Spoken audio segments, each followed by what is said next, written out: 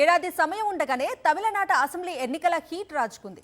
అధికార డిఎంకే, విపక్ష అన్నా డిఎంకే, బీజేపీ కూటమి ఇప్పటికే ప్రజల్లోకి వెళ్తున్నాయి. ఇప్పుడు కొత్త పార్టీ టీవీకే కూడా ప్రజాక్షేత్రంలోకి వచ్చేసింది. హీరో విజయ్ బస్సు యాత్ర మొదలుపెట్టారు. రాష్ట్ర వ్యాప్త పర్యటనలో భాగంగా తిరుచి నుంచి ప్రచార పర్వానికి తెరతీశారు.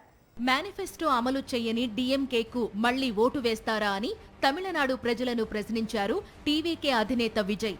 ఓల్డ్ ఏజ్ పెన్షన్, విద్యా రుణాల మాఫీ, ఖాళీగా ఉన్న ప్రభుత్వ ఉద్యోగాల భర్తీ హామీలు ఏమైపోయాయని స్టాలిన్ సర్కార్ను నిలదీశారు. 2026 అసెంబ్లీ ఎన్నికల్లో విజయమే లక్ష్యంగా ప్రచార పర్వానికి తెరతీసిన విజయ్ తిరుచి నుంచి తన బస్సు యాత్రను ప్రారంభించారు. ఈ సందర్భంగా తిరుచిలోని మరక్కడే జంక్షన్లో ఆయన ప్రసంగించారు. ఎన్నికల హామీలు నిలబెట్టుకోవడంలో విఫలమైన డీఎంకే విశ్వసనీయత కోల్పోయిందని విమర్శలు ఎక్కుపెట్టారు. రాజకీయ రంగ ప్రవేశం చేసిన నటుడు విజయ్ తొలిసారి ప్రచారానికి తెరతీశారు. రోజుకు 3 అసెంబ్లీ నియోజకవర్గాలు కవర్ చేసేలా బస్సు యాత్రను ప్రారంభించారు. తొలి రోజు తిరుచి, అరియలూర్, పెరంబళ్ళూర్ విజయ యాత్ర చేపట్టారు.